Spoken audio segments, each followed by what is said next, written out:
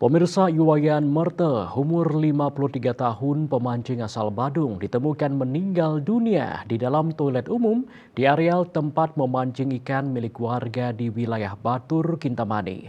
Diduga ia meninggal akibat serangan jantung. Kejadian itu pertama kali diketahui saksi Gusti Ngurah Oke Yadnya yang merupakan menantu korban. Awalnya saksi bersama korban memancing di tepi Danau Batur sekitar pukul 11.30 WITA. Kemudian korban pergi tanpa memberitahu saksi. Karena lama tidak kembali, saksi kemudian mencari korban ke warung, namun tidak ada. Saksi lalu mencari ke toilet milik warga Iwayanade. Di sana saksi mendengar suara air mengalir. Saat dihubungi, handphone korban berdering di dalam toilet.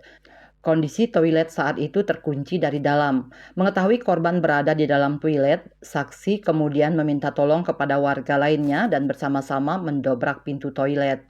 Warga selanjutnya mengevakuasi korban. Dari hasil pemeriksaan petugas medis tidak ditemukan tanda kekerasan pada tubuh korban.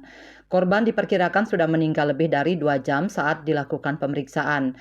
Penyebab korban meninggal diduga akibat serangan jantung. Hal itu diperkuat dari keterangan saksi bahwa korban memiliki riwayat penyakit jantung dan sebelumnya sempat check up di rumah sakit. Sukerna mengatakan pihak keluarga telah mengikhlaskan kejadian tersebut.